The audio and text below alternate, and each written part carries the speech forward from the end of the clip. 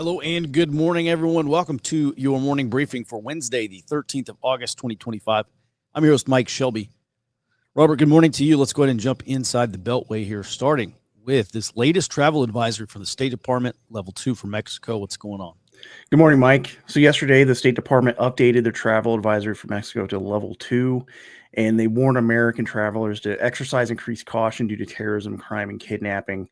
They also said that Americans traveling to Mexico should follow the same guidelines as government employees that are currently located in Mexico, which includes not traveling at night and only using verified taxi services.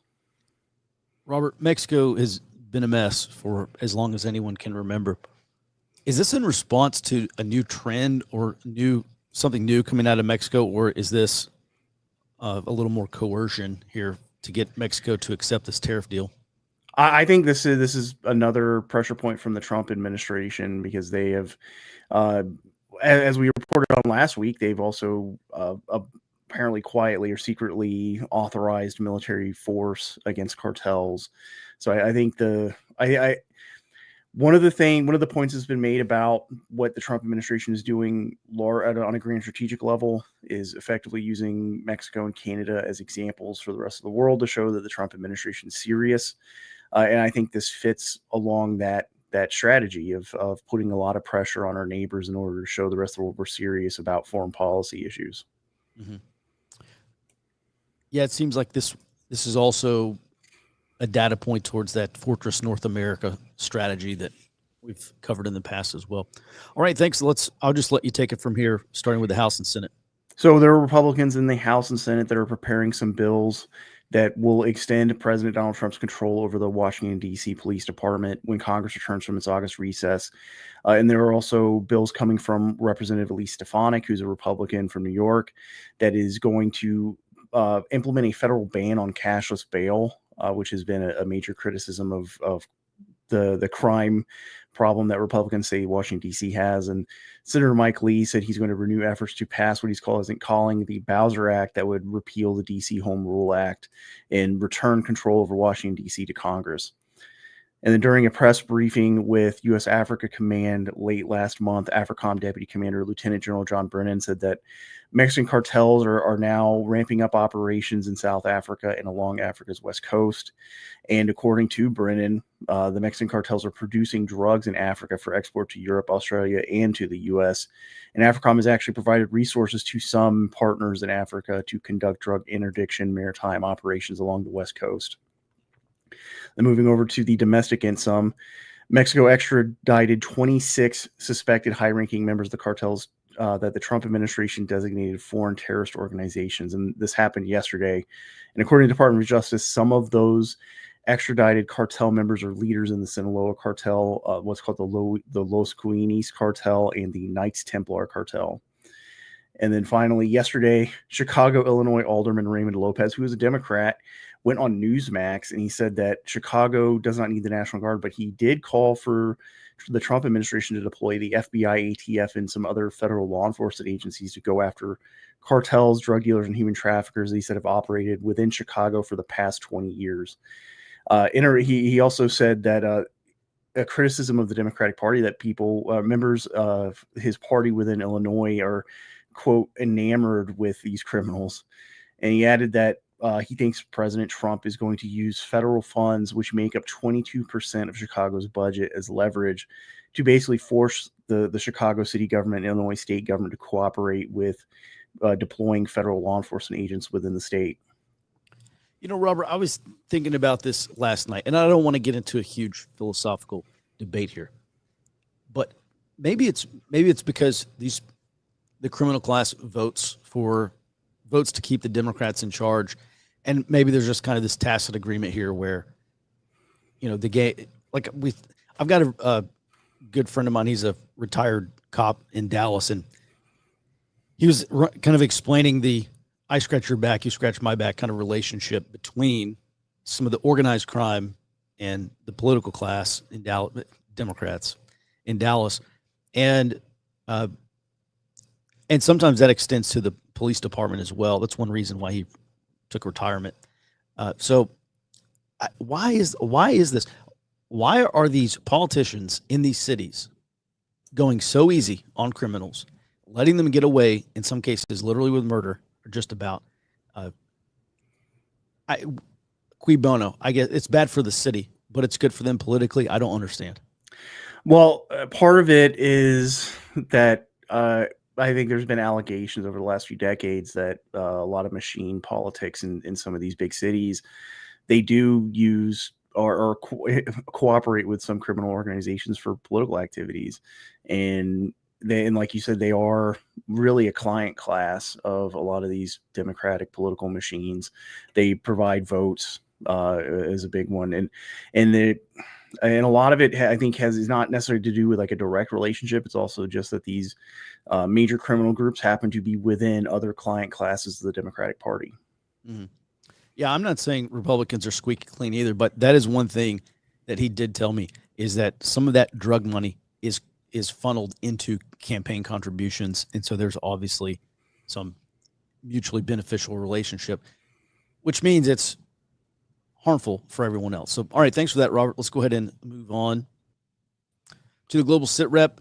All right, Jared, no surprise here. Talks, nuclear talks with Iran. They reiterated their position. Hey, you're not going to change. We had to continue enrichment. And Iran also recently hosted the International Atomic Energy Agency's head and a delegation there to renew talks. It didn't go well. They immediately turned around and said, all right, IAEA, you have to condemn the assassinations of our nuclear scientists, and you're still extremely influenced by Israel. So no change of state there. Now, this is really only important due to the call that you made shortly after the strikes, which is, hey, in 6, 12, 18 months, we're going to see strikes again. Well, Iran is cementing that road. So here we go. Prepare for it. Sure seems to be the case. Moving much closer to home on down to Colombia. Colombian President Gustavo Petro called for an urgent meeting with all Latin American foreign ministers to respond to threats to what he called the homeland of Bolivar. Now, that's going to include Colombia, Peru, Venezuela, Panama. Basically, if you look up Gran Colombia, it's that set of borders. All the Bolivarian republics. Exactly. Now, Colombian media, I listened to his speech, and he didn't address the United States, but Colombian media, which responds very well to him, claims that this is in response to what they're saying is aggression and interference by the United States government. So it appears that he's at least trying to build some kind of Latin American coalition, which you kind of expect at this point. But again, major non-NATO ally, and we're seeing him shift farther and farther away, potentially getting, I won't say hostile, but adversarial with the United States. Jared, I don't follow Colombian politics other than just very loosely, obviously. At some point, you just have to wonder, is Colombia actually going to have elections next May? With all this, the cozying up to Maduro, and I don't know, Petro's a leftist. He may be the next Chavez or the next Maduro, but in Colombia. Yeah, I tend to think they will. Whether or not they're going to be actual elections, yeah, sure, we'll see. So we're getting a little bit outside my domain of expertise, but it sure seems like Petro's headed down that road. So let's continue on here. Staying in Latin America, Taiwan's foreign ministry said yesterday they would consider reestablishing diplomatic ties with Honduras after one of the Honduran presidential candidates said that he wanted to do so. At least has interest in it. Now, this candidate said last month that Honduras was 100 times better off when it was allied with Taiwan instead of China, and that was just as recently as 2021 when they flipped. So we could potentially see a flip back, and I couldn't find any opinion polls to see if he's leading. Nobody has any data on whether or not he's leading, but at the very least, the government currently in power there has been losing power in their national Congress in favor of this candidate's party. So there is some potential there. And that would be another major blow to China in Latin America, just like the BRI elapsing in Panama.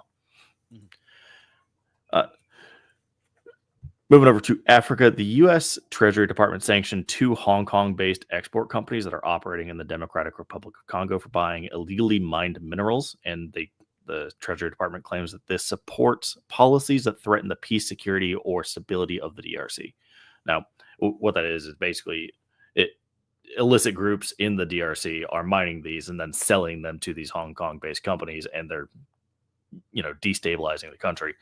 Now, the Treasury Department also sanctioned several local groups for the actual mining and the destabilization operations. Now,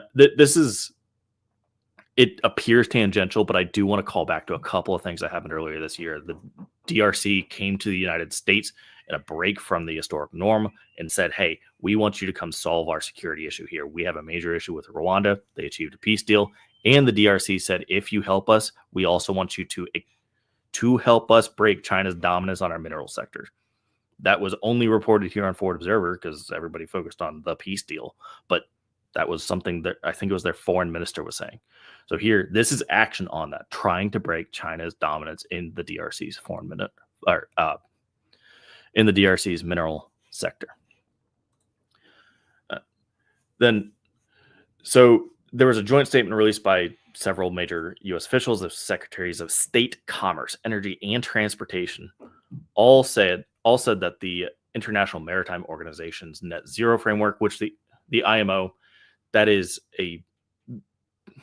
basically like a rule-setting organization for international shipping.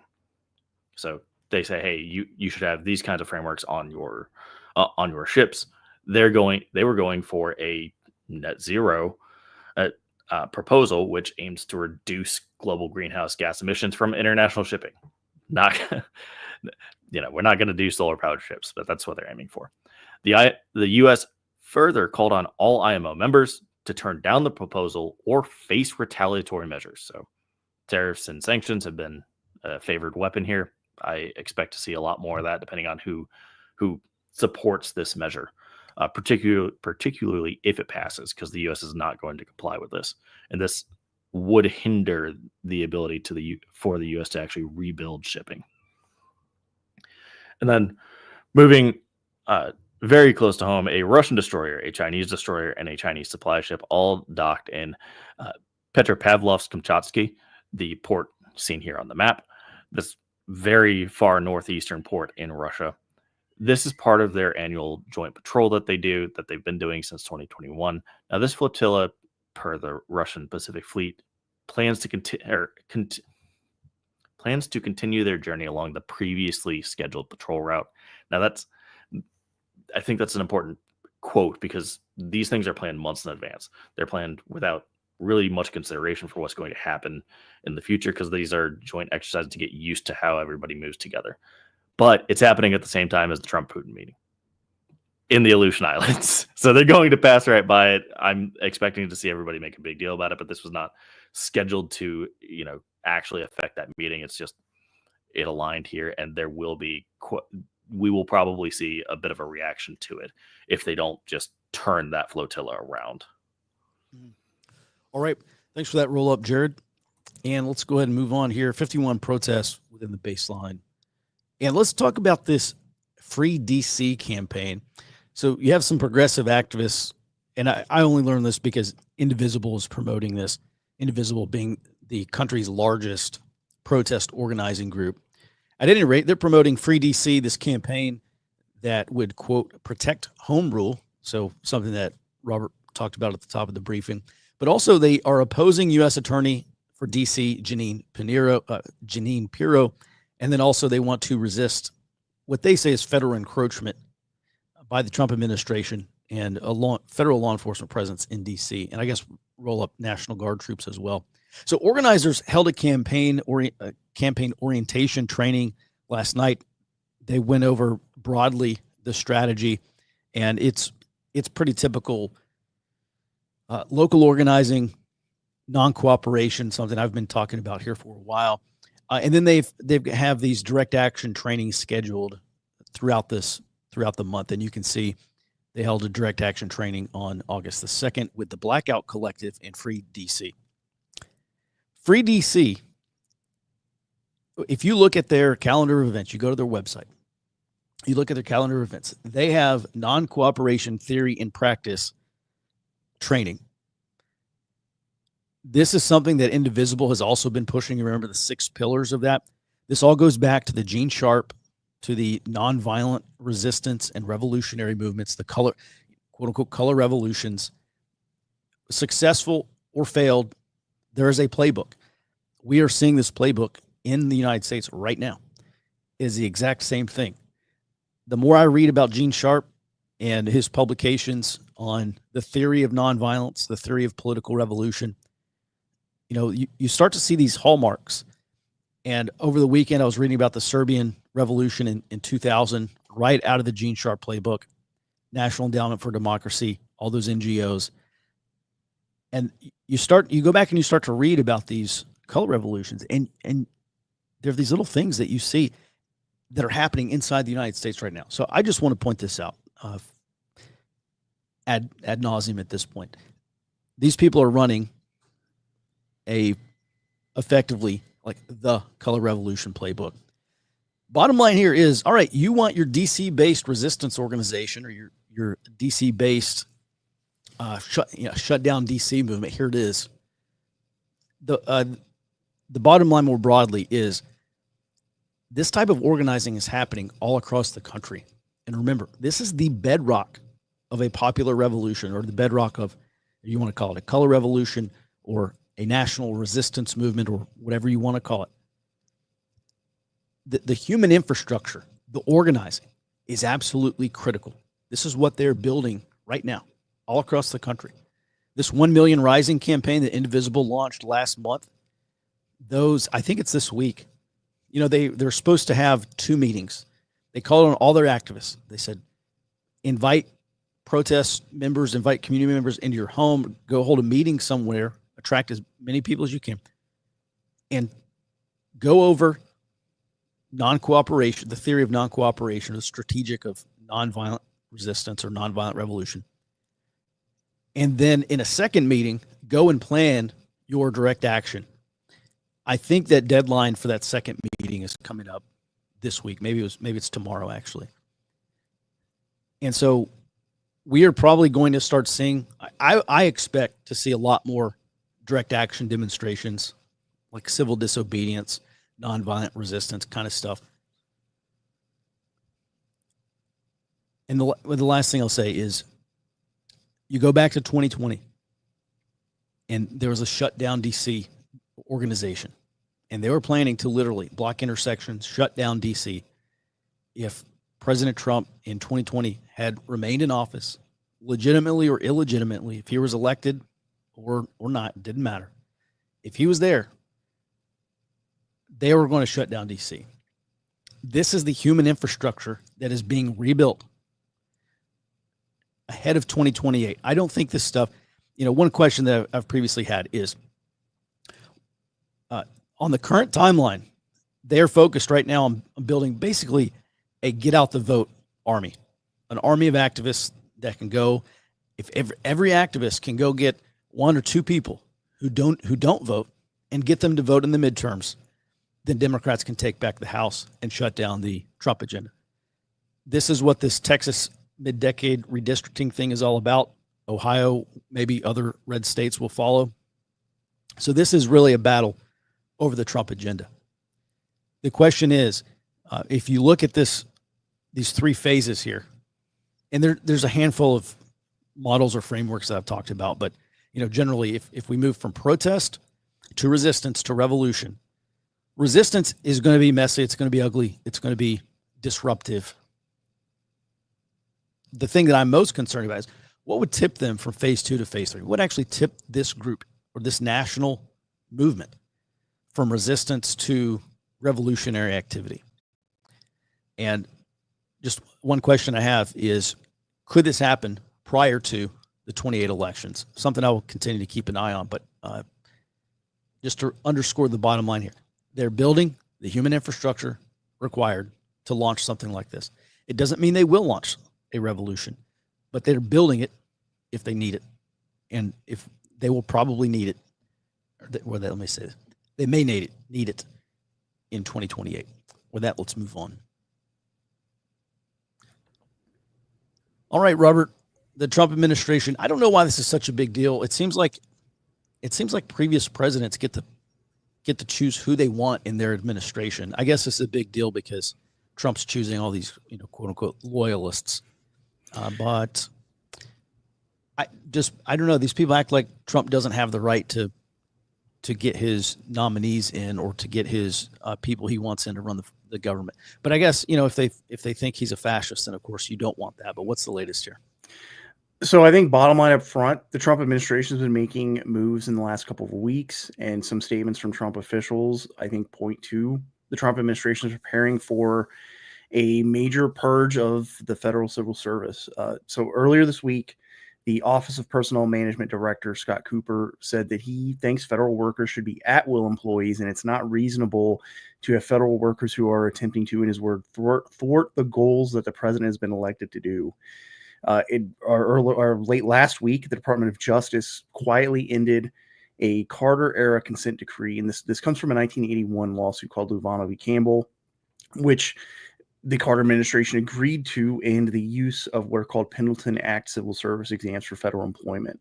So the result of that was that most federal jobs have no type of civil service exam. So when you apply, basically you do a survey and they ask, what's your experience, what's your education, and that's it.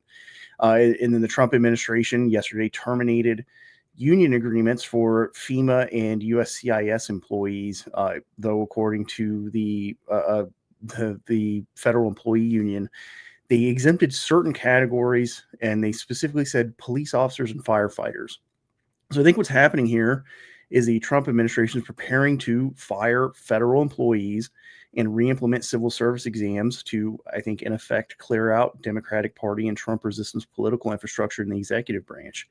And I think the thinking behind this, I believe, is that the Trump administration is probably aware of these Trump resistance efforts that we've covered over the last couple of months through groups like Democracy AID, where they're pushing federal employees to engage in malicious compliance and strategic non-cooperation, and some of these Trump resistance groups that have said that they also believe the Trump administration is aware of this inside-outside strategy these groups have been talking about. Robert, I'm glad you bring that up, the inside-outside strategy, just as a reminder. That's something that started being pushed back in November in these strategy calls from these predominantly progressive groups. And they said elected Democrats and federal employees work from the inside to slow down, delay, defend against the Trump administration. And then the outside part of the strategy is social power, which translates to political influence as well. But you build this massive social movement, and it's like a 1-2 punch. You got people working on the outside, you got people working on the inside, and that's how you grind down the gears of the Trump administration. On this note, if you haven't heard already, tomorrow at 2 p.m., I'm doing a members-only briefing for Forward Observer. It's going to be streamed in our briefing room on our website. On this color revolution, I'm going to lay out this big picture, my latest expectations, outlook, timeline, strategy, tactics. I'm going to break everything down so that you're not surprised if this thing actually does pop off, or when things do begin to escalate. You're not surprised. You see it coming. That's for Forward Observer members. Head over to forwardobserver.com and sign up for a free 7-day trial. And if you like the briefing, stick around. We would certainly appreciate your support for our mission here. All right, Robert, let's move on to this next item here, or next few things, with the ongoing efforts to gerrymander Texas. What's the latest? So the Texas Senate voted 19-2 yesterday to approve that new mid-decade congressional map. And the map that they approved is identical to the previous map proposed by the Texas House. And according to CNN reporting, Texas Democrats held a meeting in Illinois to discuss a resolution to this quorum standoff. And I think this is due to the Democrats facing the reality that Texas Governor Greg Abbott is not going to give up on this mid-decade redistricting. Yeah, I do not see a good path forward for Texas Democrats here. The special session ends on Friday. Governor Abbott has already said, he's already instructed the House Speaker to end the special session on Friday, begin a second special session the same day, which I'm not sure how long that's going to last for, like maybe 2-3 weeks. I don't actually know, but I'll find out. But these Democrats, I was just reading an article this morning from CNN, and these Democrats, they've been holding these meetings in Illinois, maybe other places, about what to do, what's their strategy. Because realistically, their seats are going to be vacated at some point in the future. And there is, I imagine that they understand there's kind of no win for them here, that Texas is going to be redistricted, or there's going to be this redistricting process that happens that will affect the 2026 midterms. And now it's just a matter of how much damage they can do to themselves to the point that their seats vacated. Robert, anything else on this? Well, so far, this is not final. Like you said, the Texas House needs to pass this map. They need to gain quorum. As far as I understand, there have been 6 Democrats that have remained in Texas out of the entire state House delegation.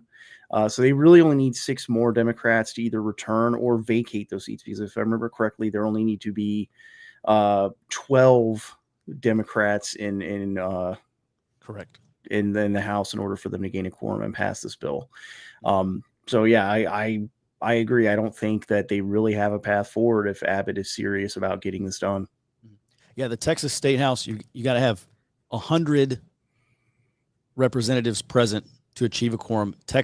Republicans have 88 seats. So, yes, they're only missing 12. And those vacated seats do not count towards a quorum. So, you're right. They could have 6 Democrats show up, vacate 6 seats, and they have achieved a quorum and can pass this redistricting plan. All right. Thanks for that, Robert. And let's go ahead and move on. Jared, is that our last item for the day? Yep. Well, there was a second part for the Okay, go ahead. gerrymander watch from Governor Greg Abbott yesterday. He said that the Texas GOP could eliminate as many as 10 Democrat-held congressional districts. He said this is in response to calls in California for a redistricting plan there. And he made a really good point, I think, is that he said all of the blue states have already gerrymandered, and they don't really have ability to further remove Republican-held districts. To me, this is a major sign that Abbott is committed to this, and that even though there have been a couple of states, as I think I pointed out yesterday, like Indiana and New Hampshire, that are not getting on board with this mid-decade redistricting, that Republicans really have the leverage here. And I think, like yesterday when Newsom came out saying, telling or urging Trump to back off, I think he's negotiating from a place of weakness. And I think most of these blue states are also negotiating from a place of weakness on this issue if they do try to de-escalate now. Mm-hmm. Yeah, so this is interesting. The 10 seats, Abbott's saying not just 5. The 5 comes from basically the entire state of Texas would be red, except for a handful of districts like El Paso, Dallas, Austin, part of San Antonio, and then Houston. So those are kind of the 5 major cities here. But I guess to get 10 districts to do just a clean sweep of Democrats, they would have to carve up big cities like Houston. And that's interesting. I haven't seen that map, but that is one more than California's plan to reduce 9 GOP seats. So, all right, thanks for that, Robert. Let's go ahead and move on to some questions. Let me just address one thing also here. When I talk about color revolution or popular revolution, it is too early to say that this will or won't happen. It really depends on how the 2028 election goes, or how the 2028 election appears to be going. But this is like building a raft before you need it. This protest movement that is eventually going to be turned into a mass resistance movement, that is you got to have that. It's a prerequisite to build a revolutionary movement. The bottom line is this revolutionary movement is being built just in a very early stage. I'm not saying that they will push the red button here, but they will have built it if they need it. And I think that's the main point. Because I see a lot of people, and they say, oh, Mike, color revolution is not very likely in the United States. Well, let's see how the 28 election goes. If it's contested and the Supreme Court rules that a Republican will be the next president, there's a very good chance that we see an attempt at some color revolution. Also, I think there's just a lot of normalcy bias going on here. I mean, I'm telling you that it may not happen. And by the way, if it does happen, it's obviously good for us because we've been out ahead of this. I will guide you to understanding what's happening and what's happening next. So this is not a case where I'm I'm pumping up the threat, and for Forward Observer members or anything. I was the one, last year I said 2025 is not going to be Summer of Love 2.0. They're in this rebuilding process. They don't have it. They don't have the juice. There's not the same level of urgency. We will not see the same level of intensity. And so I'm objective, and I'm realistic and even keel about this stuff. Just want to mention that. When I start to be alarmed, it's really, really time to pay attention. But we'll get there eventually. All right, with that, Jared, let's go through some questions here. All right, we're going to start from the top behind the paywall. From Bad Wabbit, in light of the extradition of cartel leaders to the United States, it seems like a dichotomy where they are expanding operations in South Africa, i.e. arresting the leaders, doesn't seem to have curtailed their business. Do you have thoughts on this? Well, the cartels, first they're making money through marijuana, and then their marijuana margins got pinched due to various legalization or decriminalization in the United States. And then they moved into human trafficking, or they expanded their human trafficking because they could make thousands of dollars per head moving people to the border. You times that by at least 10 million, but easily 20 million.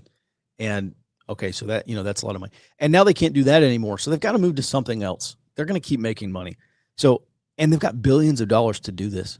So I think it is alarming, but I can't say it's surprising that Mexico is moving out of the Western Hemisphere, just because there's a lot of money to be made elsewhere as well. All right. I hope that answered your question, but I don't know. Robert, do you have a different take?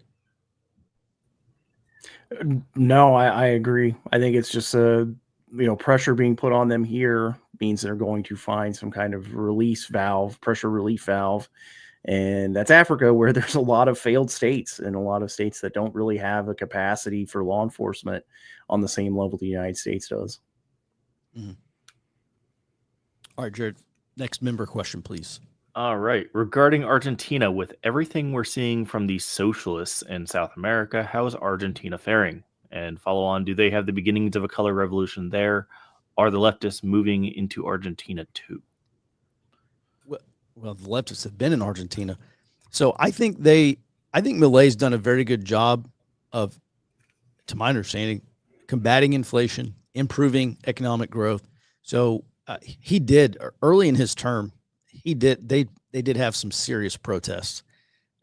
I haven't looked at that lately. I wouldn't be surprised just to see. Listen, this is a South American country. There's going to be leftist protests and riots. Like they're just put next Tuesday. It's on the calendar. So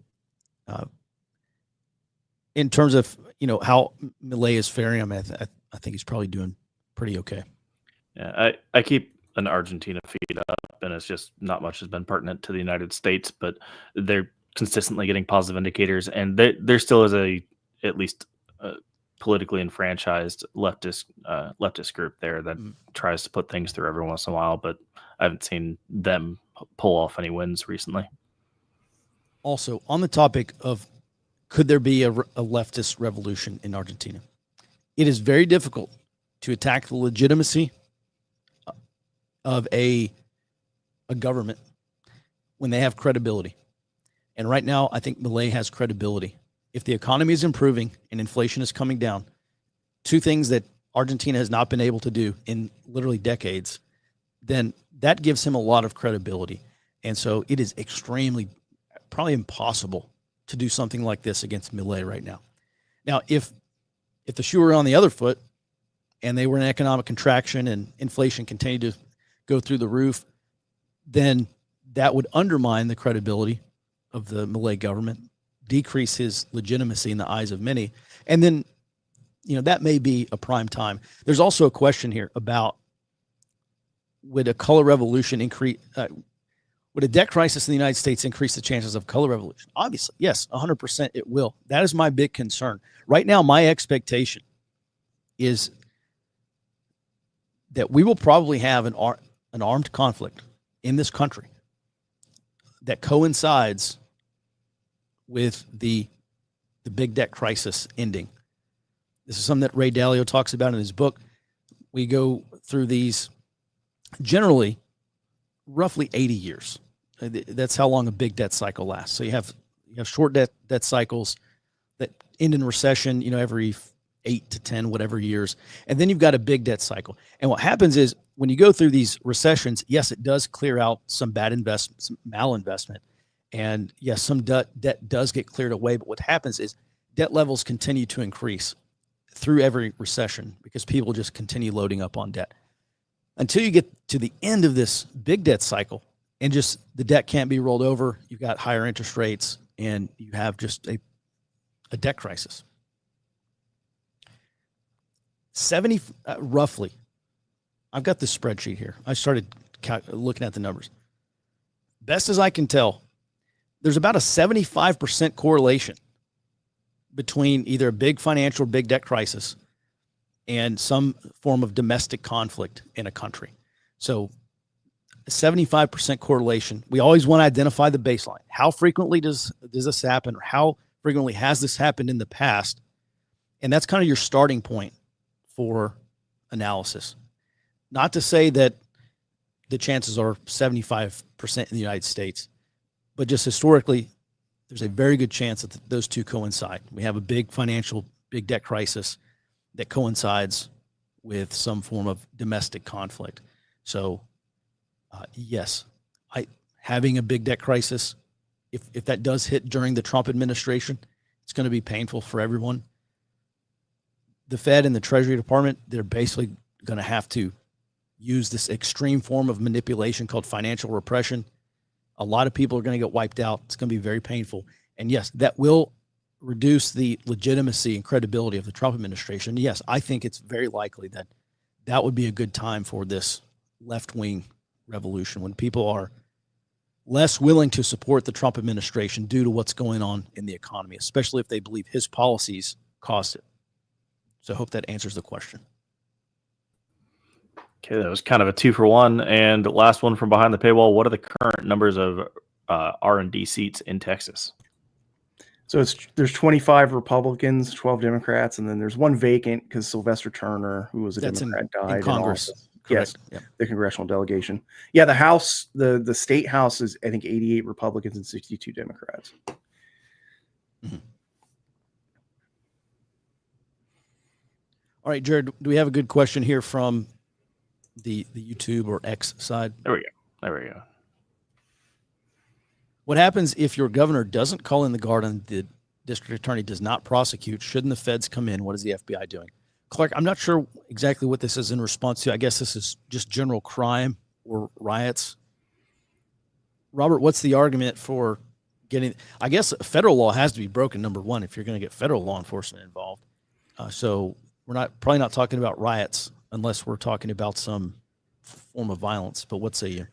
Well, if for the FBI to come in to do anything that's not strictly federal law, requires either a crime that crosses state lines or a request from the state government or local government. But if you're talking like something like protests or even like a huge crime wave, that's the Insurrection Act. Really, that's the only option that the Trump administration would have to force the states to allow like the federalization of their National Guard and deployment of federal forces. That was when we were covering the LA anti-ICE riots and protests in that ICE surge. That was the question: was Trump going to invoke the Insurrection Act so that he could bypass any resistance from Newsom on deploying National Guard and federal troops? Mm. Yeah, the Insurrection Act, I think, is still on the table. It's a worst-case scenario. I don't think Trump should do it. They may end up doing it, but I think if he has to do that, we're going to have real problems nationally in this country, unfortunately. All right, Jared. All right. We got a couple rolled over from YouTube from yesterday. They're no longer in my starred list, but so from yesterday, how do we keep this, referencing the federal troops in D.C., from being used against us? Well, anytime you have the federal government doing something that it hasn't previously done, or at least not often and not recently, any new federal powers or expansion of any federal authority, you obviously run the risk that the other guy's going to do it next time he gets in.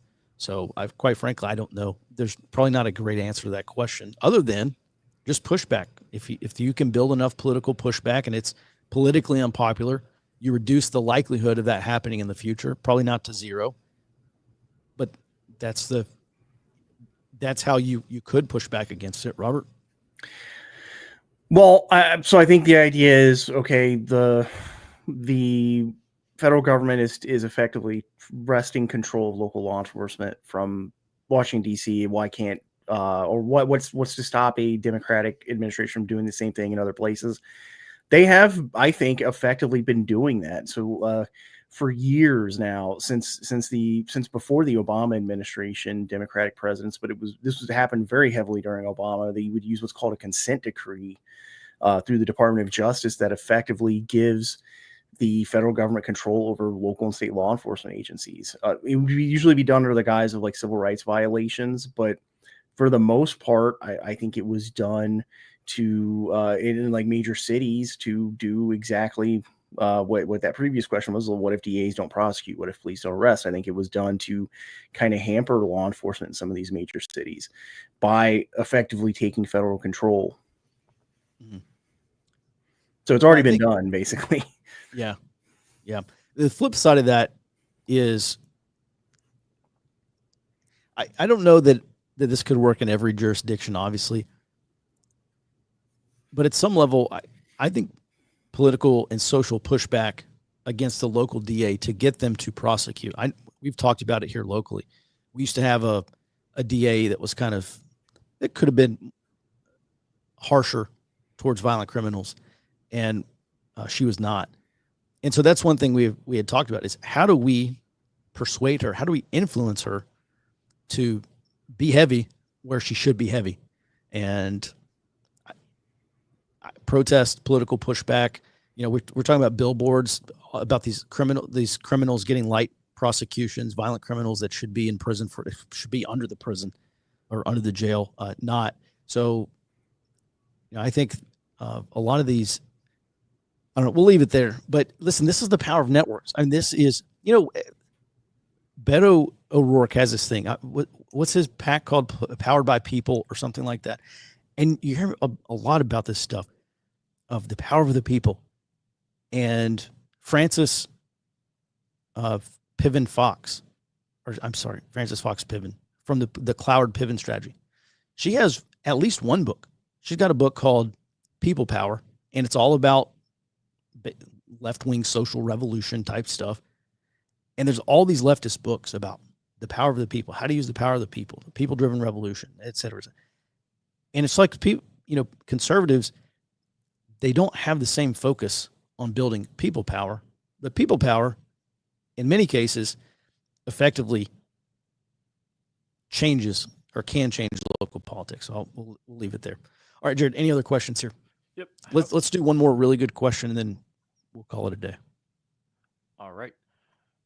You know what? This was a great question that just came in. All right. What role do you think transnational criminal organizations like cartels are going to play in the future, where nation states are not the only option or even norm anymore? All right. So this is good. This is a good question. This is what David Kilcullen calls competitive control. If you go back, I highly recommend you read this book. It's called Out of the Mountains, and it's about urban insurgency, urban guerrilla movements. And competitive control happens when you have reduced state capacity.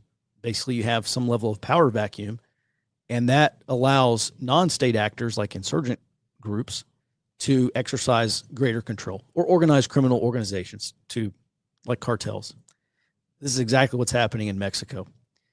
You should be very concerned about this happening in the United States, frankly. There are some places where cartels, they already have a lot of power. They have influence over law enforcement. They have influence over local government.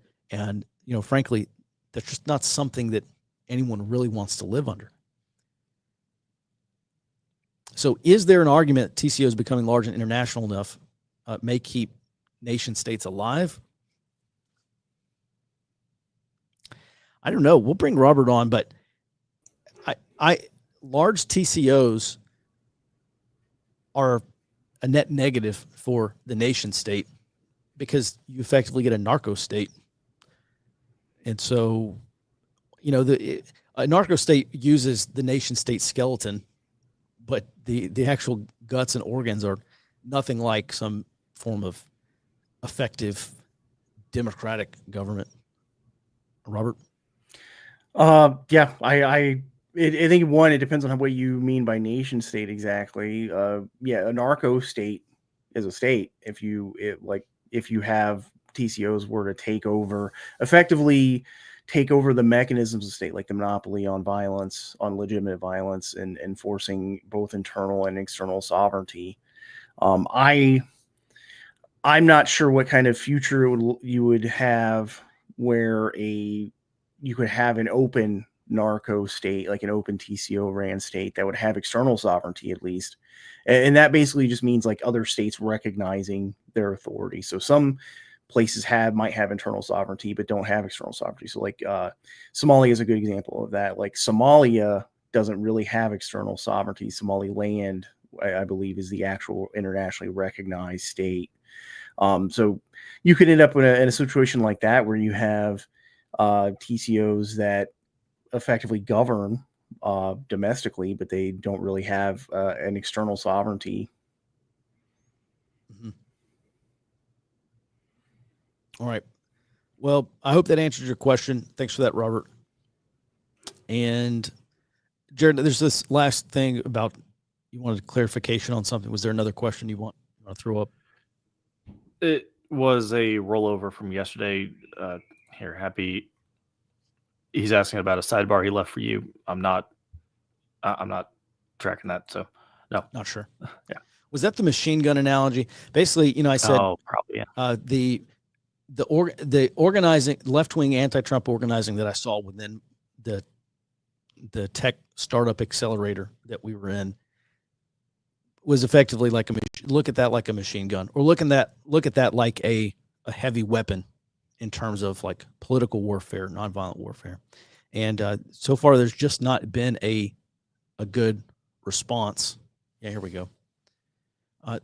There has not been an effective response by the other side about how do you take out those machine gun nests, or how do you set up your own heavy weapons. This is about reducing, there's these 6 pillars, according to this Gene Sharp color revolution strategy. There's 6 pillars, and you reduce if you erode these pillars enough, you get regime collapse. That's the theory.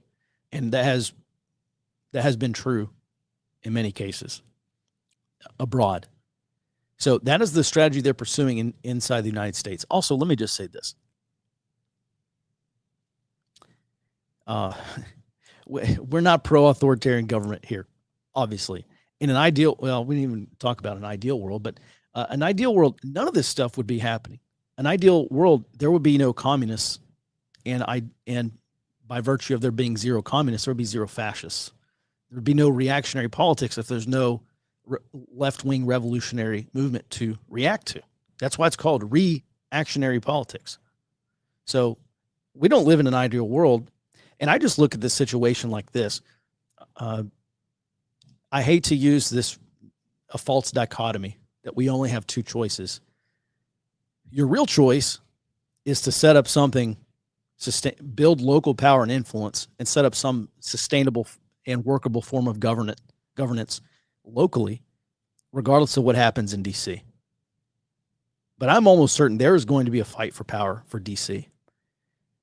And to break the false dichotomy, you focus on localism, or you focus on fractalism, which is my household and my neighbors, and then my neighbors and my neighboring community, and then our local community and the next community over, and maybe my county and my surrounding counties. And you don't have to worry about state level you don't have to worry about state level organization. You don't have to worry about national level organization. This is fractalism. This is overlapping mutual assistance, or this is overlapping local networks, fractal networks. I think that is the third way. Well, third way is probably a bad term. I think that is the way to break the false dichotomy. Otherwise, in this country, yes, you are looking I'm almost certain we are looking at left-wing authoritarianism or right-wing authoritarianism. And guess what? You might get to, you may get to pick what flavor of authoritarianism you want. But the way to resist authoritarianism definitely starts at the local level. So, I bring this up because we have had some YouTube comments like, "Oh, these guys are authoritarians," or "Wow, they're bootlickers," or whatever. Guys, I'm not a bootlicker. I'm a realist.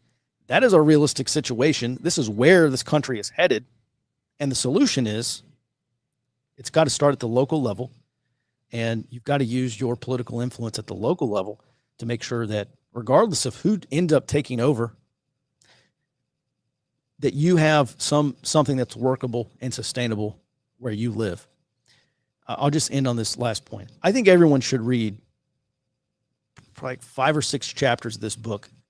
It's How Countries Go Broke by Ray Dalio. It's his latest book. He's a former hedge fund manager. He ran Bridgewater Associates, which is the world's largest and for a long time the world's most successful hedge fund.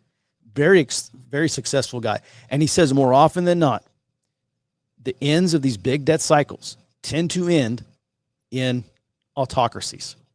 And the reason for that is because, and we've mentioned this many times on this show, a democratic system, any kind of democratic representation where you have to achieve consensus to move forward, it's messy and it takes a long time. And sometimes it never happens in a two-party system, especially because the two parties can never agree on anything.